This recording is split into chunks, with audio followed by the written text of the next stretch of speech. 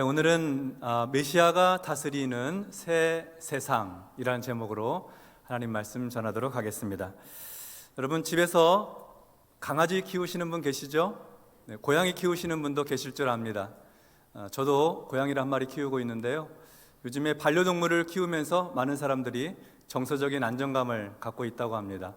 물고기를 반려동물로 키우기로 하고요, 도마뱀과 같은 파충류를 요즘에 반려동물로 키우는 분들도 있습니다. 요즘에는 반려식물이라는 말도 있더라고요. 사람마다 관심에 따라서 반려동물을 키우기도 하고 반려식물을 키우기도 합니다만, 키우는 분도 계시고 안 키우는 분도 계십니다만, 그러나 사람들은 누구나 자기 마음속에 맹수를 한 마리씩 키우고 있습니다. 어떤 분은 여러 마리 키우고 있습니다. 착한 사람도 마음속 깊은 곳에 맹수 한 마리쯤은 다 키우십니다. 어떤 상황이나 환경에 따라서 마음속에 있던 맹수가 발톱을 드러내기도 하고 핥히기도 하고, 그리고 물어뜯기도 하죠. 맹독을 뿜어내기도 합니다. 그래서 어떨 때는 내가 그때 그냥 좀 참을 걸, 내가 왜 그랬을까 금세 후회하면서도 사실 우리 안에 있는 맹수를 길들일 방법이 없습니다. 나이가 들수록 이 맹수가 한동안 조용히 있긴 합니다만, 분노가 쌓이면 언제라도 날카로운 이빨을 드러냅니다. 서운함이 쌓이면 날선 공격 본능이 살아납니다. 행복한 고요가 깨어지는 것이죠. 우리는 우리 속에 있는 맹수 때문에 서로가 서로에게 상처를 주기도 하고 상처를 받기도 하는데, 우리는 어떻게 하면 이 맹수를 좀 순하게 길들일 수 있을까요? 오늘은 그 말씀을 좀 나누려고 합니다. 먼저 1절 말씀 보겠습니다. 이새의 줄기에서 한 싹이 나며 그 뿌리에서 한 가지가 나서 결실할 것이요. 이새의 줄기에서 한 싹이 난다고 합니다. 이새의 뿌리에서 한 가지가 나서 결실할 것이라고 말씀합니다. 이새는 우리가 잘 아는 대로 다윗의 아버지입니다. 이새에게는 여러 아들들이 있었는데 다들 체격이 좋고 키가 크고 잘생기고 전쟁에 나가면 싸움을 아주 잘할 수 있는 용맹스러움을 갖춘 그런 아들들이었습니다. 그저 생각만 해도 마음이 든든하고 듬직한 아들들이었죠. 근데 그 중에 막내 아들은 작고 연약하고 그리고 볼품이 없어서 아버지 이새의 주목을 받지 못했어요. 아버지조차 주목하지 못하는 다윗, 하나님께서 그를 선택하셔서 이스라엘의 왕으로 삼으시자 그저 나뭇가지에 자라난 작은 싹과 같은 존재가, 뿌리에서 돋아난 한 가지에 불과한 존재가 이스라엘의 위대한 왕이 되었습니다. 지금까지도 유대인들은 다윗의 시대를 갈망하고 있고 다윗의 그 위대함을 흠모하고 있지요. 이사야의 이 예언은 다윗이 왕으로 이스라엘을 다스리던 때로부터 약 300년 후의 예언입니다. 그때는 북이스라엘이 아수르라고 하는 당시의 대제국으로부터 이미 점령을 당해버렸고, 그 아수르 대제국이 이제는 남유다까지 노리고 있는 그런 위험한 상황이었습니다. 그런 시대에 하나님께서는 다윗 왕조의 재건을 상징하는 예언의 말씀을 이사야를 통해 주셨던 것이죠.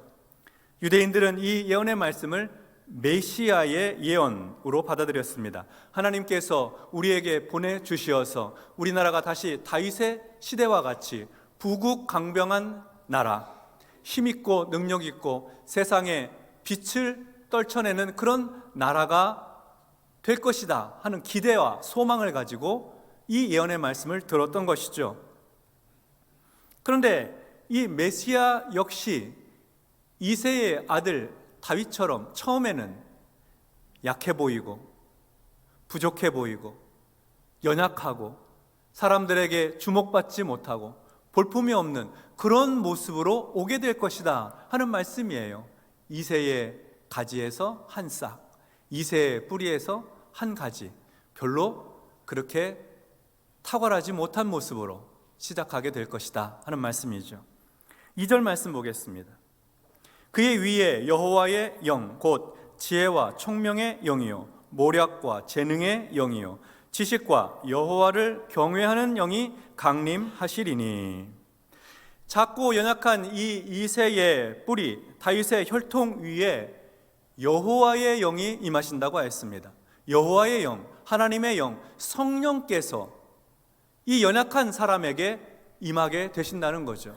그러면서 여호와의 영을 설명할 때에 지혜와 총명의 영이요 모략과 재능의 영이요 지식과 여호와를 경외하는 영이라고 설명하였습니다. 먼저 지혜와 총명의 영이라고 하셨습니다. 지혜와 총명이라고 하는 것은 세상의 이치를 깨닫고 선악간에 분별하며 바르게 처신하는 생각과 마음을 일컫지요. 총명이라고 하는 것은 기억력이 뛰어나고 똑똑하고 영리한 것입니다. 그러니까 하나님의 영, 지혜와 총명의 영이 임하신다 하는 것은 탁월한 지도력을 가지고 영향력을 끼칠 수 있는 사람으로 변화되고 새롭게 된다 하는 의미입니다. 지금은 비록 작아 보이고 연약해 보이고 부족해 보이나 하나님의 성령이 임하게 되시면 탁월한 지도력의 사람이 된다 하는 뜻이에요. 다음으로 모략과 재능의 영이라고 하셨습니다. 모략과 재능의 영이라 함은 전쟁을 승리로 이끌 전략과 전술 그리고 전투에서 승리할 수 있는 용맹함과 탁월한 실력을 갖추게 된다 하는 그런 뜻입니다. 그러니까 싸움에서 전쟁에서 이기는 능력을 갖추게 된다는 것이죠. 하나님의 영, 모략과 재능의 영이 임하게 되면 악한 세력을 제압하는 권세와 권능을 갖게 됩니다. 마지막으로 지식과 여호와를 경외하는 영이라고 하셨습니다. 지식, 하나님을 알아가는 지식이죠. 하나님을 알아간다고 하는 것은 학습해서 공부해서 알아갈 수 있는 것이 아니고 하나님을 경험하고 하나님의 은혜를 체험해서 알게 되는 거예요. 아, 하나님은 나에게 사랑의 하나님이시구나, 위로의 하나님이시구나, 내게 하나님은 능력의 하나님이시구나. 경험을 통해서 하나님을 알게 되는 것이죠. 여호와를 경외하는 지식이라고 하였습니다. 여호와를 경외하게 하는 그 영은 하나님을 체험하고 하나님의 은혜를 알게 되자 하나님의 뜻에 따라서 순종하게 되고 하나님의 마음을 헤아려 그 뜻대로 행하는 것을 말합니다. 그러니까 지식과 여호와를 경외하는 영이 임하게 되면 내 뜻대로 행하지 않고 주님 뜻대로 행하게 되는 것이죠. 정리해보면 가장 연약해 보이고 부족하고 볼품없어 보이는 그 싹에 여호와의 영, 하나님의 영이 임하시게 되면 지도력이 강화되고 악한 세력을 제압할 수 있는 권세를 얻게 되며 하나님의 뜻대로 순종하고 행하는 은혜, 믿음이 생긴다 하는 것입니다. 그렇습니다. 이렇게 하나님의 영이 임하시게 되면 작아 보이던 인물이 큰 인물 됩니다.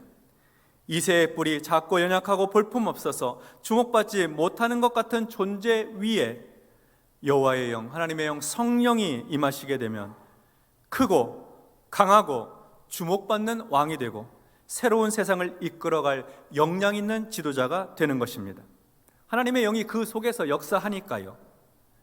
사람들 중에는 자연인으로서 자기의 힘과 능력을 발휘하는 사람들도 있긴 합니다만 하나님의 성령이 임하시게 되면 그가 어떤 존재이든지 상관없이 그가 영향력 있는 사람이 되고 능력 있는 사람이 되고 세상을 변화시키는 그런 위대한 인물이 되는 것입니다.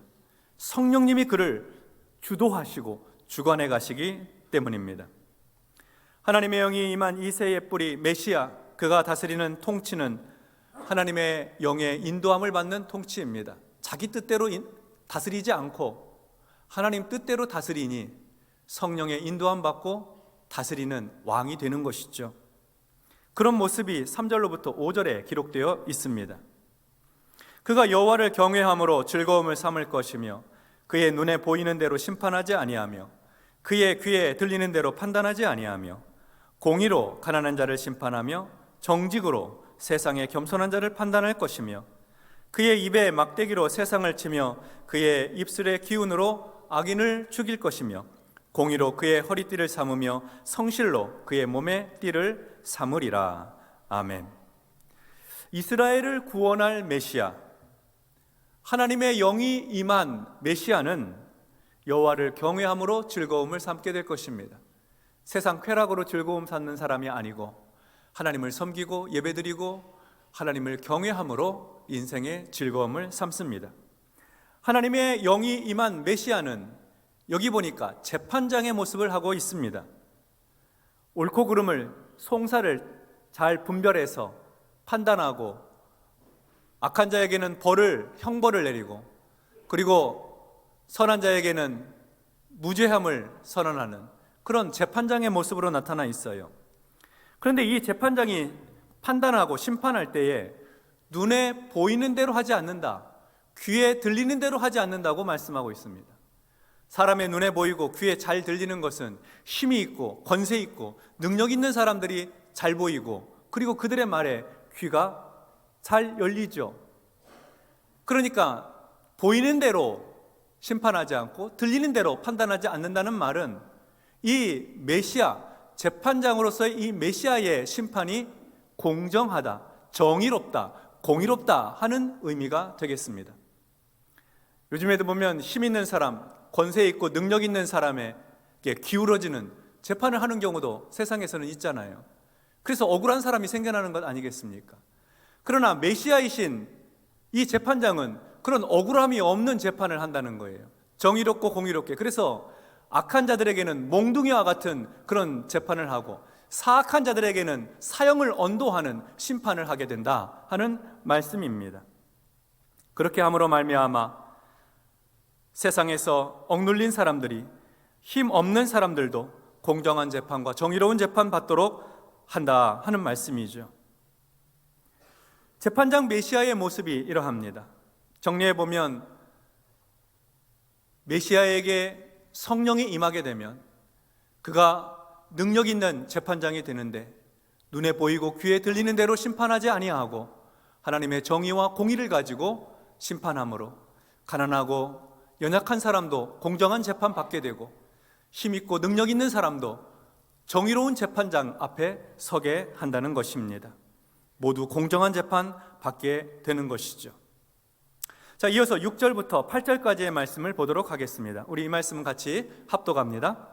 그때에 이리가 어린 양과 함께 살며 표범이 어린 염소와 함께 누우며 송아지와 어린 사자와 살진 짐승이 함께 있어 어린 아이에게 끌리며 암소와 곰이 함께 먹으며 그것들의 새끼가 함께 엎드리며 사자가 소처럼 풀을 먹을 것이며 젖먹는 아이가 독사의 구멍에서 장난하며 젖된 어린아이가 독사의 굴에 손을 넣을 것이라. 아멘. 방금 이전에 보았던 말씀은 재판장으로서의 메시아의 모습이라고 한다면, 지금 우리가 합독한 이 말씀은 메시아가 다스리는 세상, 메시아가 통치하는 새 세상의 모습이 그려지고 있습니다. 메시아가 다스리게 되면 세상은 어떻게 변화할까요? 어떻게 달라지게 될까요? 메시아의 나라의 모습이 다양한 그림 언어를 통해서 표현되고 있습니다. 메시아가 통치하는 나라의 모습은 이렇습니다. 이리가 어린 양과 함께 삽니다. 표범이 어린 염소와 함께 눕습니다. 송아지와 어린 사자와 살진 짐승이 함께 있고 그 짐승들이 어린 아이의 손에 이끌림을 받습니다. 암소와 곰이 함께 먹습니다. 그것들의 새끼들이 함께 눕습니다. 같이 놉니다. 사자는 소처럼 풀을 먹습니다. 여기까지는 평화로운 동물의 세계로 보여져서 그러면 참 좋겠다 싶은데, 그 다음 말씀은 이런 나라가 될 수 있을까 생각이 됩니다. 젖먹는 갓난 아기가 독사의 구멍에 장난을 칩니다. 젖된 어린아이는 독사의 굴에 손을 넣고 놉니다. 메시아가 통치하는 나라의 이미지들입니다. 어떤 모습입니까? 강한 것과 약한 것이 함께 어울리고 더불어 살아가고 있습니다. 평화의 새 세상입니다. 절대 평화가 임한 나라의 모습이죠. 그곳에는 싸움과 다툼이 없습니다. 갈등과 폭력이 없습니다. 약육강식이라고 하는 논리가 통하지 않는 새 세상입니다. 그러니까 메시아는 평화의 왕으로 오신 임금의 모습입니다. 메시아가 다스리는 새 세상의 모습에 공통적인 특징이 있습니다. 어떤 특징일까요? 이리, 표범, 곰, 사자, 독사와 같은 사나운 짐승에게서 맹수의 공격성을 찾아볼 수가 없습니다. 이 짐승들은 지금까지 다른 동물들을 핥히고 죽이고 먹이로 삼았습니다. 세상에서도 가끔 그런 일들이 있죠. 힘과 권력 있는 자들이 약자들을 짓누르고 억압하고 먹이로 삼는 일 말이죠. 그러나 메시아가 다스리는 새 세상은 강한 자들의 공격성이 사라지는 세상입니다. 더 이상 가난하고 병약한 사람들을 해치지 못합니다. 탐욕과 야망이 사라진 세상입니다. 그 맹수의 본능이 다 사라지고 순한 양처럼 되어서 저게 정말 이리가 맞나, 표범이나 곰이 맞나, 사자가 맞나 싶을 정도로 그냥 순한 양이 되어서 그냥 함께 살아가고 어린 아이들과도 어울릴 만큼, 뱀도 독을 뿜지 않고, 여기서 더 나아가 맹수들이 어린 양, 어린 염소, 살진 짐승, 암소, 젖먹이 아이와 함께 어울려서 사는 모습이 표현되고 있습니다. 같이 먹고 함께 눕고 놀고 같이 장난을 칩니다. 이 세 나라의 즐거움은 강한 자와 약한 자의 구분이 없이 함께 평화롭게 어울려 사는 것입니다.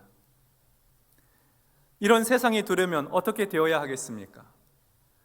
강한 힘이 있는 사람, 기득권을 가진 사람들이 공격성을 내려놓아야 합니다.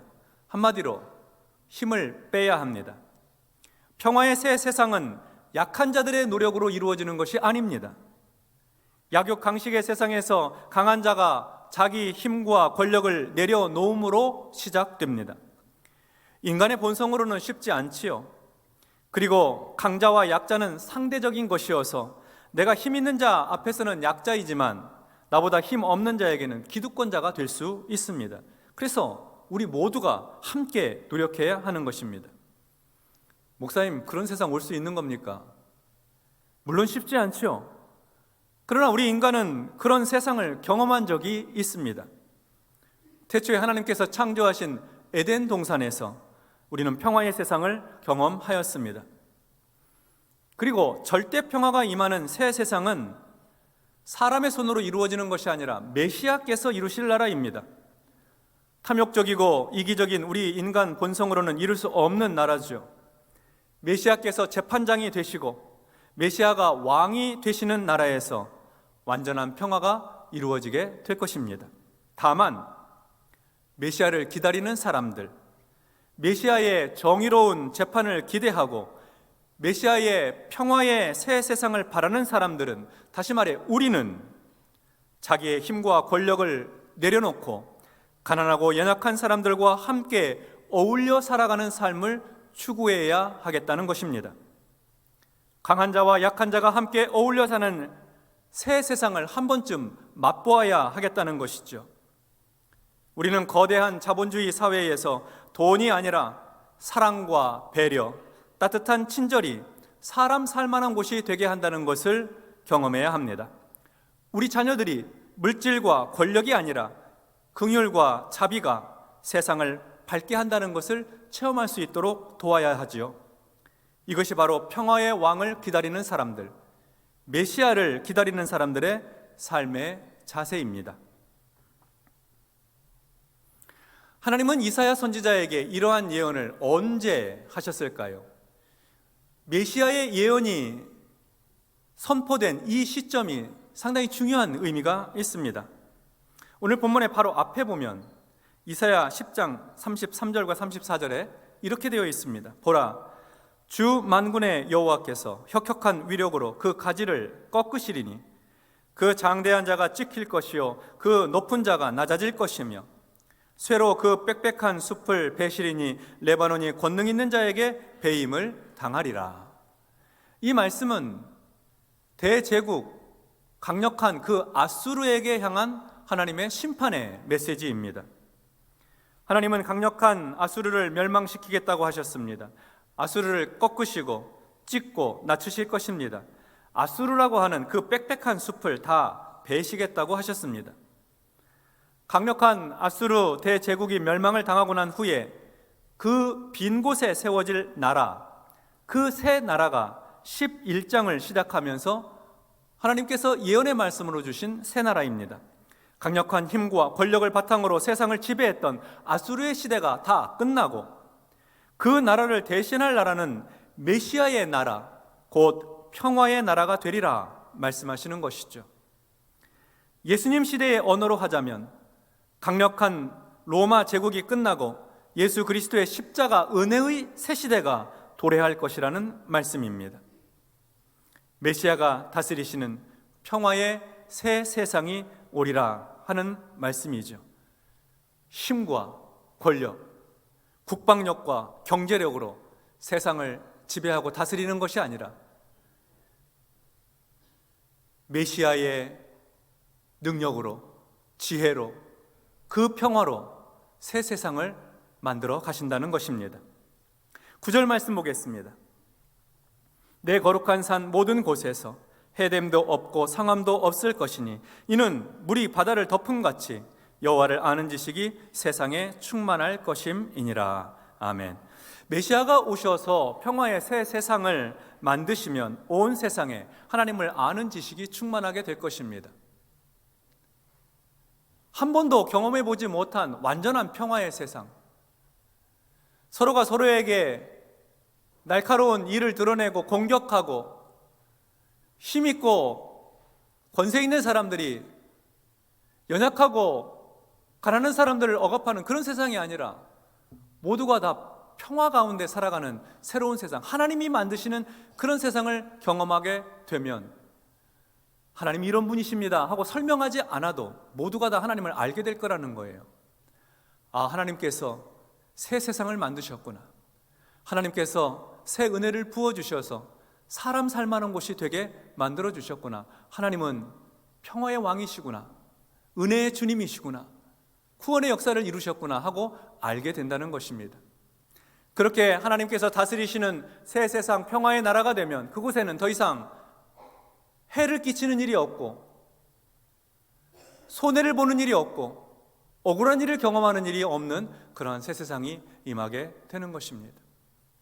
물이 바다를 덮음같이 여호와를 아는 지식이 온 세상에 충만하게 될 것입니다. 성도 여러분, 우리는 성탄의 계절에 이 세상에 메시아로 오시는 예수님을 기다리고 있습니다. 예수님은 연약한 인간의 몸으로 마구간에서 태어나셨습니다. 이새의 뿌리처럼 연약하고 볼품없고 아무도 주목하지 못할 모습으로 이 세상에 오셨습니다. 그러나 예수님 위에 하나님의 영, 여호와의 영, 성령으로 충만하게 되시자 정의와 공의의 재판장으로서 이 악한 세상을 판단하시고 심판하셨습니다. 또한 왕으로서 다스리시는 새 세상을 꿈꾸게 하셨습니다. 하나님 나라를 꿈꾸게 하셨습니다. 이사야 11장 예언의 말씀을 성취시키신 것이죠. 우리가 성탄의 계절에 메시아를 기다린다는 것은 그가 만드실 새 세상을 기다린다는 것과 같은 의미입니다. 하나님의 영으로 충만하여 새 세상을 만드실 메시아, 그가 다스리시고 통치하실 나라는 완전한 평화의 나라입니다. 가난하고 약한 자들이 힘과 권력의 지배 아래에서 더 이상 신음하지 않는 새 세상, 강한 자들이 맹수성을 내려놓고 기득권을 내려놓고 이웃과 더불어 사랑과 자비의 새 세상을 맛보는 그런 평화의 나라입니다. 사람마다 자기 속에 맹수를 한 마리씩 키우고 있다고 하였습니다. 어떤 상황이나 환경에 따라서 마음속 맹수가 발톱을 드러내고 핥히기도 하고 물어뜯기도 하지요. 맹독을 뿜어내기도 합니다. 그러나 우리에게는 그 맹수를 길들일 만한 방법이 없습니다. 우리 안에 분노가 쌓이고 서운함이 쌓이게 되면 언제든지 날카로운 공격 본능이 살아나고 행복한 고요가 깨지니까요, 평화를 누릴 수 없게 됩니다.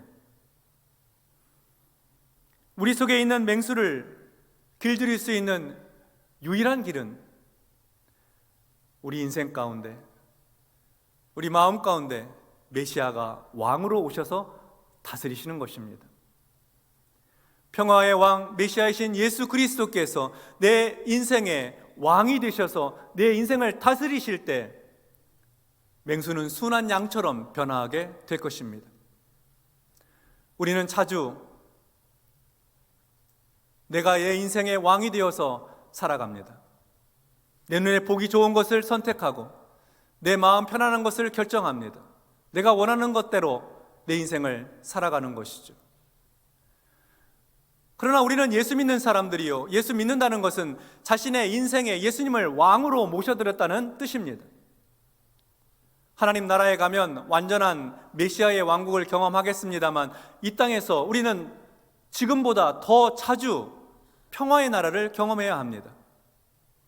예수님을 내 인생의 왕으로 인정해드리고 그리고 그 왕의 뜻을 따라서 삶을 살아갈 때 내 안에 있는 맹수들을 잠잠케 하고 길들일 수 있을 것입니다. 내가 길들이는 것 아니라 내 안에 계신 예수님께서 길들이시는 것입니다. 그래서 우리 자신에게도 평안과 화평의 삶을 살게 되고 우리 가정 안에도 더 이상 불화하지 아니하고 화목하게 되며 우리가 일하는 일터와 우리의 교회와 이 지역사회 가운데 평화의 나라, 하나님 나라를 맛보게 되는 것입니다.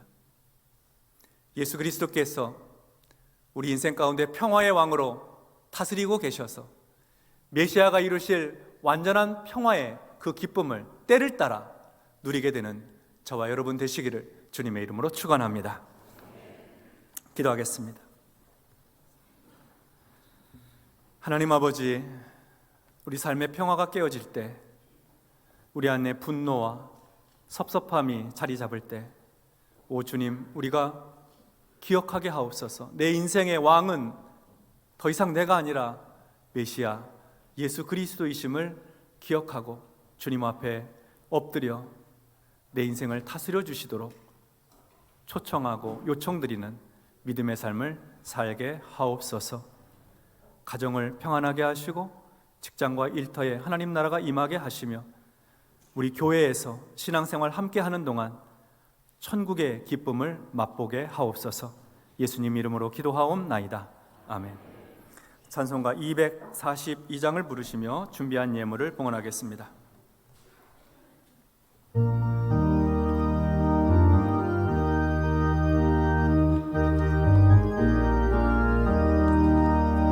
황무지가 장미꽃같이 피는 것을 볼 때에 구속함에 노래 부르며 거룩한 길 다니리.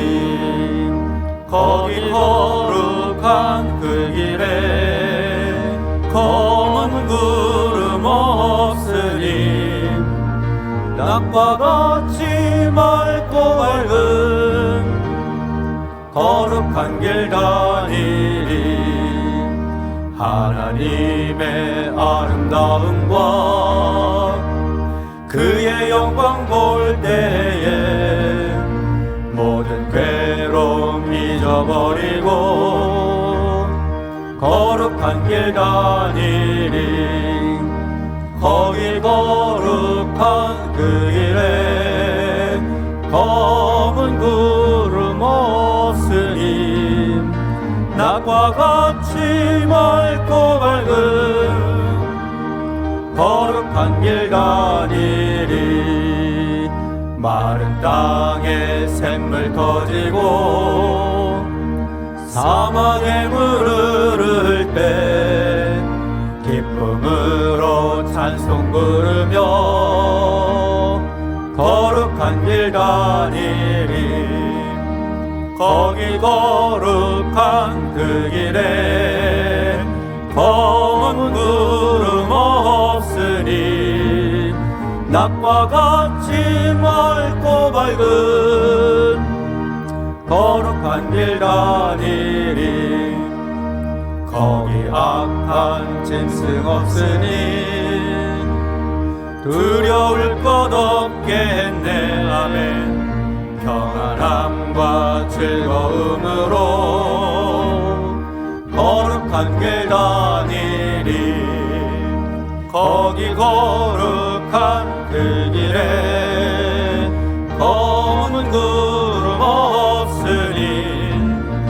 낮과 같이 맑고 맑은 거룩한 길 다니리. 거기 죄인 전혀 없으니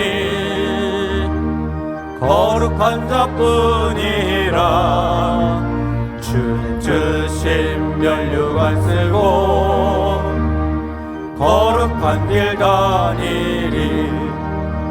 거기 거룩한 그 길에 검은 구름 없으니 낮과 같이 맑고 맑은 거룩한 길 다니리. 하나님 아버지, 감사드립니다. 주님 앞에 나와 예배하는 우리 성도들이 정성스러운 예물로 하나님 앞에 봉헌하게 하시니 감사합니다. 주께서 이 예물을 받으시고 우리 성도들의 삶에 지치고 고단한 인생 가운데 연약해 보이고 부족해 보이는 그 삶의 자리에 주의 성령을, 하나님의 영을 충만하게 부어 주시옵소서. 그래서 지도력 있는 인생이 되게 하여 주시고 세상의 악한 것을 제압할 힘을 주시고 하나님의 뜻대로 행할 만한 믿음과 용기를 허락하여 주시옵소서. 주님께서 존귀하게 높여주시고 거룩하고 새롭게 빚어 주시옵소서. 그래야 가정은 평안하게 하시고 사랑하는 자녀들의 앞길이 주 안에서 복되게 하여 주옵소서. 어린 자녀들이 건강하게 자라나고 대학 입학을 준비하고 취업 준비하는 자녀들에게 활짝 열린 문을 허락하여 주시옵소서. 젊은이들을 축복하셔서 결혼을 하고 임신을 하고 출산하고 가정을 꾸려나가는 젊은 세대 위에 주의 성령을 충만하게 부어 주시어서 지혜롭고 총명하고 그리고 재능이 가득하고 여호와를 아는 지식이 넘쳐나고 하나님이 주신 모략이 가득하고 은혜가 가득한 복된 인생, 세상을 향해 두려워하거나 불안해하거나 위축되지 않도록 하나님께서 능력 위에 능력을 베풀어 주시옵소서. 연로하신 어른들에게는 건강을 지켜주시옵소서. 노년의 삶이 외롭지 않도록 주님께서 은혜를 더하여 주옵소서. 병상에 있는 환우들, 입원 중인 성도들 깨끗하게 고쳐주시고 중요한 검사들을 하고 검사 결과를 기다리는 성도들에게 마음 편안한 결과를 축복의 선물로 허락하여 주시옵소서. 암과 투병 중인 성도들을 깨끗하게 치료하시고 사랑하는 원로 목사님과 가정을 평안케 인도하여 주시옵소서. 12월 연말을 보내고 있사오니 우리 삶에 분주하고 바쁜 일상을 잠시 내려놓고 지나온 해를 돌아보며 하나님 앞에 감사하고 기도하며 새로운 해를 준비하는 규모 있고 질서 있는 신앙을 허락하여 주옵소서. 예수님 이름으로 기도하옵나이다. 아멘.